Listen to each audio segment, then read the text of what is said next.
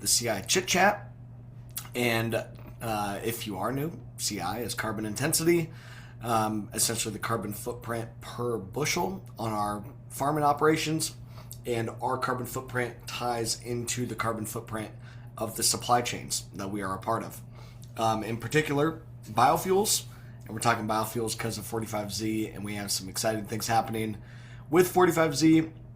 I'm really excited to share that with you all here today. Some huge news happening on our side here recently, and things are moving and shaking. So with that fun little tee up, we'll just kind of dig right into that. So back in December, the IRS sent over a rule to the White House for final approval. And at the White House, they have the Office of Management and Budget. They also have the Office of Information and Regulatory Affairs, or something like that. OIRA is the acronym. So OMB and OIRA, they're kind of the overseeing offices at the White House, at least for the type of governance, type of rules like 45Z. Because remember, 45Z originally locked into law with the Inflation Reduction Act in August 2022, then was extended and further bolstered with the Big Beautiful Bill on July 4th of 2025. So 45Z is law. Big Beautiful Bill locked it in and extended the program to 2029, and it eliminated indirect land use change and restricted that the feedstock has to be from U.S., Mexico, Canada, those particulars. So Congress has locked this thing in a couple times already and made rules, in law a couple times, and signed, by Biden originally, now Trump, of course, is the Big Beautiful Bill. Yeah. So the where law, we put our stuff from Fox Travel on our tickets and all that. But the law locked in by Trump, done through Congress. Now, since Congress passed the bill, now it's the executive branch's turn to implement the bill, which mostly means writing the rules, writing the particulars to take this law and actually implement it into reality. Since it's a tax code, since it's a tax credit, it falls under the jurisdiction of Department of Treasury and the IRS. Some of you will remember that the Biden administration and the Biden Treasury, Biden IRS, put out a draft rule and an intent to propose a rule back in January of 2025, right at a year ago, kind of in the final days of the Biden administration.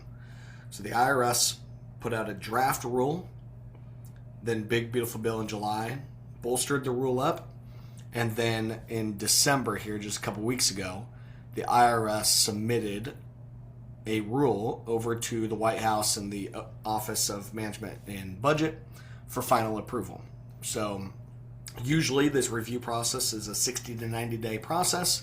I was having conversations with folks that are in DC and very attuned to this, as I always do, and they're like, hey, this guidance that was sent over, they are coining it as skinny guidance, meaning it's just some of the basics. It's not a complete rule, but they often do skinny guidance to just clear up a couple things, get a rule out there, knowing that they're going to expand it and make a more complete rule later on down the road. So my current understanding of the rule that the IRS submitted to the White House in December, it is skinny guidance.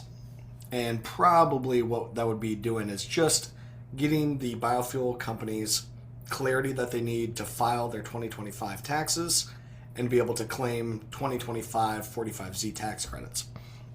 Most of the components are cleared up because they're able to utilize the 45Z CF GREET model to calculate their CI and claim credits.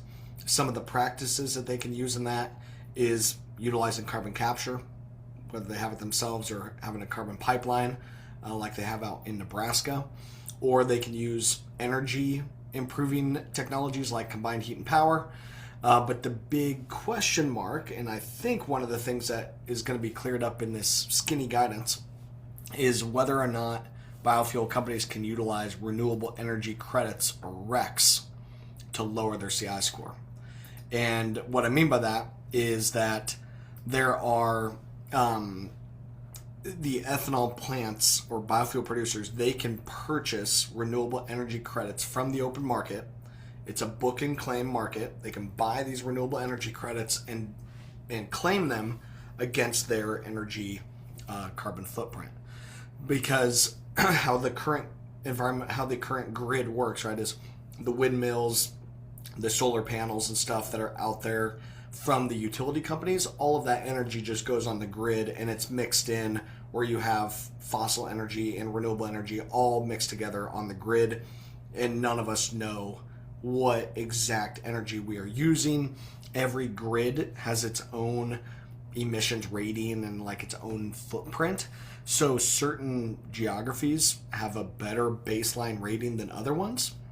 But if the biofuel producers can purchase renewable energy credits, they can go directly to the open market and directly to these renewable energy producers and buy the renewable energy credits and claim them against their energy usage. So if they can utilize that, they can purchase these renewable energy credits to offset their Scope 2 environmental footprint. This is a big deal because a lot of these ethanol plants have already spent the money in 2025 to purchase these renewable energy credits. A bunch of money already been spent because in the initial language, it was stated that you would be able to buy renewable energy credits. However, the Trump administration has folks that don't like that. They don't want to utilize a tax credit aimed to bolster up liquid biofuels. They don't want that money ending up over in the hands of other types of renewable energy, in this case wind and solar primarily. So they're trying to get that cleared up. Don't know which way it's going to go, but the biofuel producers need clarity on, can we buy these RECs and deploy them against 45Z? And they need that clarity because a lot of them have already spent the money and done it. So that's the main thing that's probably going to get cleared up in this skinny rule. Can you use RECs and the guidance for 2025? However, online, where these rules are monitored and stuff, and one of the sources that we go to monitor the status of rules, when this was sent over to the White House, I was poking around with the page, and on the page is a request a meeting button, and it's called an EO 12866 meeting. So I'm like, well, shoot, what the heck, might as well, and see if we can get a meeting, probably with some low-level intern or something. But hey, we can at least have a meeting and continue to tell our story, share our message, and continue to advocate for this credit and advocate for farmers. So I requested a meeting. Nothing happened for multiple weeks. It was Christmas and all that, so I wasn't really expecting anything to happen soon. But middle of last week, I got an email saying, hey, you've been selected for one of these meetings. And at first I was like, all right, that's cool. You know, they probably give them to everybody. It's government, so you request a meeting, and like I said, they probably send some low-level intern, and they meet with you, and nothing really happens. Well, what I've been learning is these EO 12866 meetings, they don't go to everybody. Usually only about 20% of applicants actually get selected for a meeting. And in this particular case, there's actually only 8 meetings that are on the books. And I'll show you guys here real quick, and I'll share this link as well. But online, you can see who is getting these meetings. And you can click through these proposed meeting dates and stuff, and you can see who has one of these meetings. I'll share it in the chat for everybody. But I still, at the time that we were notified that we were chosen for one, I'm like, all right, that's fine or whatever, but probably not that big of a deal. But evidently these are fairly exclusive. And as you go through the list, we are the only, ag group that's on the list. It's great that we've got Renewable Fuels Association has a meeting. Growth Energy has a meeting. Those guys both are obviously huge, advocating for. They're the big membership organizations for biofuel producers. Other folks that are on there are actually like the fuel retailers. So the Fuel Retailers Association. That's not the actual name, but the gist of what they do. There's also one that represents the brokers of fuels and biofuels. So they've got a meeting. And then there's a private equity group as well that owns a renewable fuel facility. So interesting that there's investors, fuel trade organizations, and biofuel trade organizations. So pretty cool deal. I've got the meeting with them tomorrow at 1:00 Central, and we will be just trying to advocate that the feedstock CI be included in the program. In the IRS's draft rule from January, it states in there that they intend to include climate smart ag practices in the 45Z program. So we're advocating that, hey, that needs to come to fruition. You need to include the, whether it be quoted, or whether it be claimed as climate smart practices or just soil health practices like we call them, low CI practices, whatever it may be. But in the IRS's draft language, it says that they intend to include feedstock and include these farming practices in the 45Z rule. And now we've got opportunity to speak directly with the policymakers and advocate for it. We've got 30 minutes just ourselves advocating for that. So we'll be pushing for them to make true on that promise and that line of the initial text. That the farmers need to be included here. And part of that being, hey, when you're looking at decarbonizing biofuel, the farmers and the feedstock is more than 50% of the total equation. Meaning, if an ethanol plant has a CI score of 50, corn today has a default CI score of about a 29. So we're basically 60% of the equation, 60% of the carbon footprint. So if you're going to decarbonize biofuel, you got to account for the feedstock. And here's the opportunity to do so. They could either utilize the USDA's feedstock calculator, or just right before Christmas, the Department of Energy released an updated feedstock calculator, and it still includes cover crop, reduced tillage, fertilizer practices, yield, but also manure. It is field by field, and they expanded that Department of Energy feedstock calculator to not just be corn, soybeans, sorghum like before, but they've actually expanded it to now include canola and include winter wheat plus spring wheat. So some good updates being made.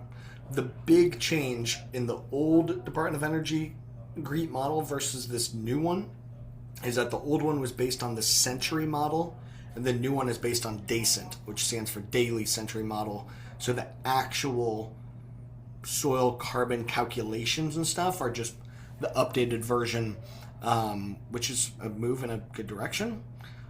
We've been playing around with the calculator. It doesn't change CI scores by that terrible much, but it does clear up some of the issues that we had with the old GREET model when you get outside of the I states.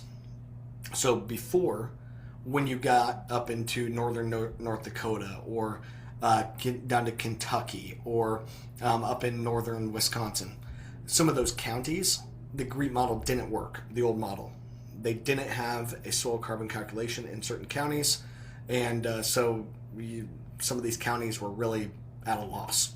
Well, now this updated model, it clears that up. Every county now is able to participate, really fixes things in a tremendous way. So before, the old model had some issues, and part of that is why the USDA went ahead and developed their own CI calculator. Well, now the Department of Energy followed suit. They made the updates, and I don't see a reason why not just utilize that for 45Z.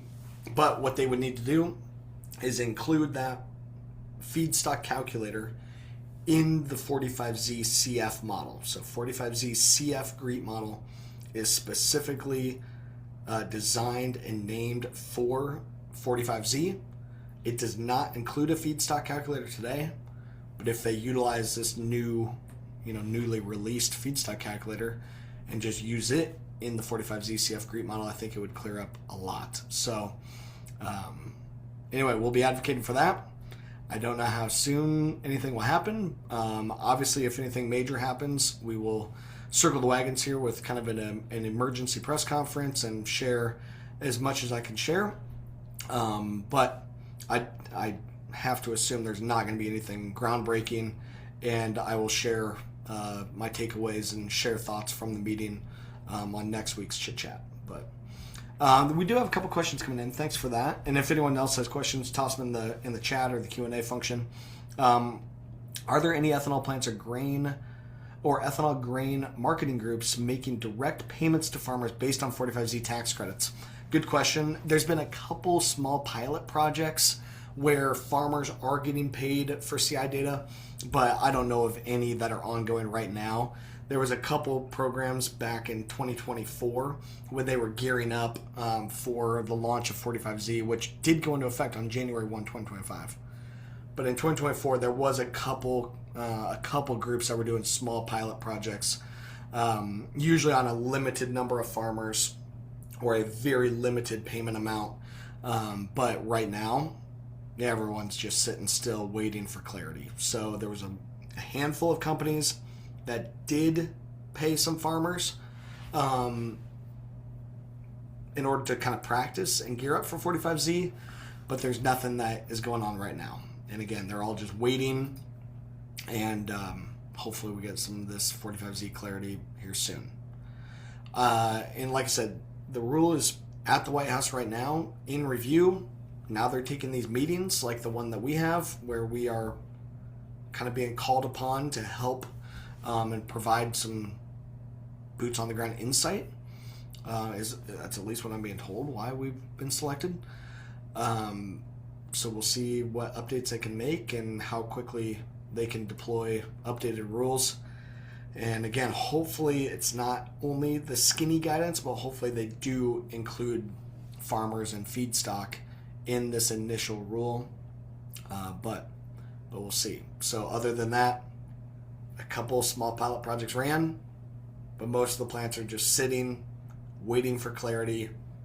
Once we get that clarity, that 45Z is going to happen and going to include the farmers, then there'll be an opportunity for some money to start moving again. But I don't know if any of that's going right now. If anyone knows of a program that is enrolling farmers or is doing anything, would love to hear about it. I know there's some plants that are collecting some farmer data, but there's no money being moved.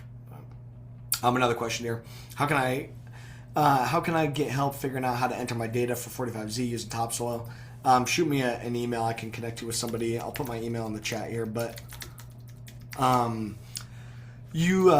anybody that that's on our software topsoil, anybody can go in there and get their baseline CI score totally free. And that's really the starting point. If you haven't done that yet, you're definitely behind.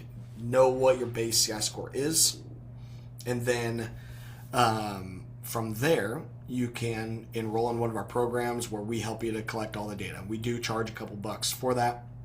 Topsoil Connect's $3 an acre, and then we charge for the audits and third-party verification later.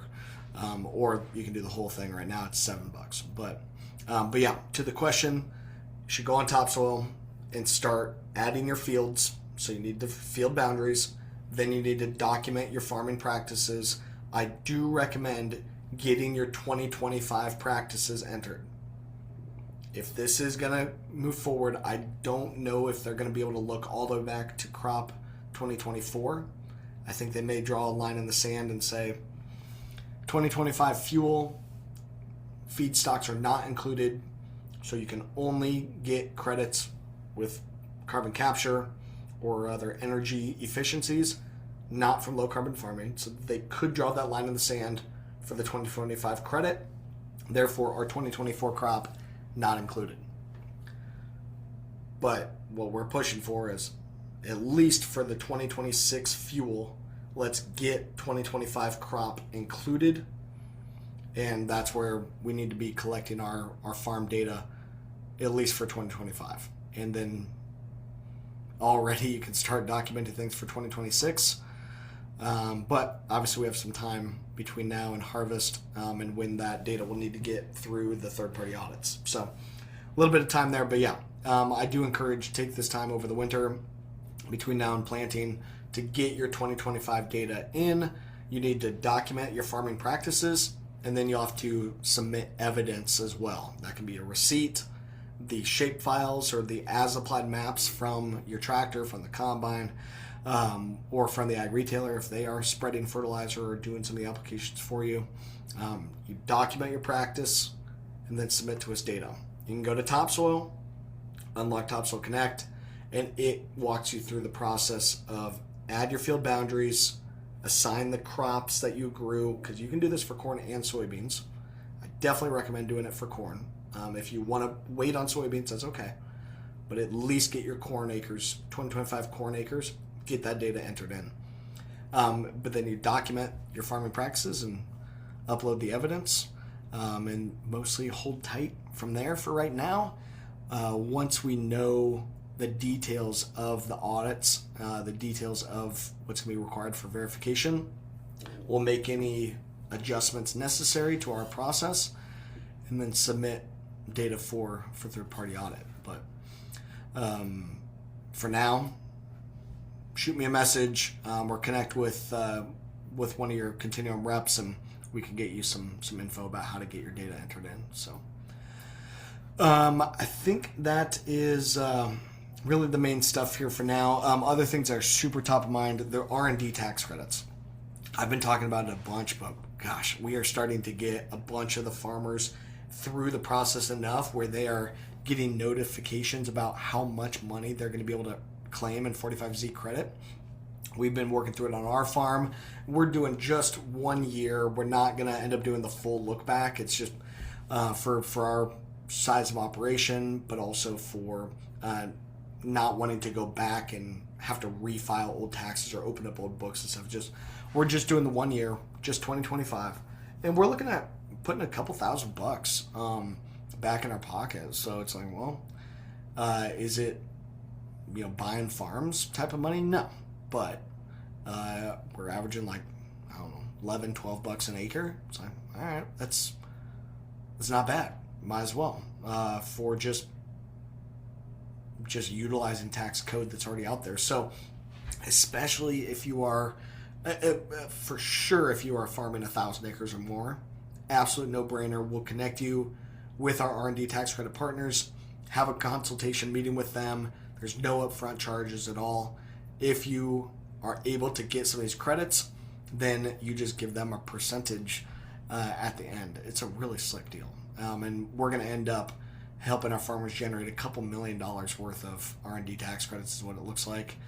And only on this year's tax filing can you look back to 2022 and claim previous year's tax credits.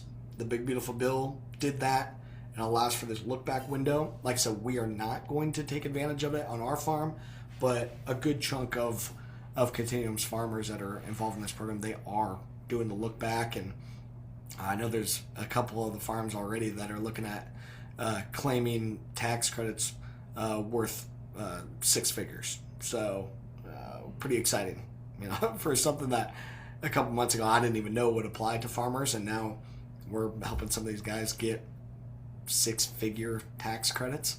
It's a pretty sweet deal. So if you want more about that, now's the time to get connected to look into the R&D tax credits. Shoot me a message or talk with any of your Continuum Ag reps. We can get you connected there. Really pretty simple, slick process. So it's been going well. Been going really well. So I think that's the main stuff here for now. So we'll see what happens with my meeting with the White House tomorrow. If there's something pressing that we've got to get put out there in the short term, you all will be the first to know, but plan on getting a full report from me on next week's Chit Chat. So other than that, have a great Tuesday, everyone, and we'll catch you next week. Thanks.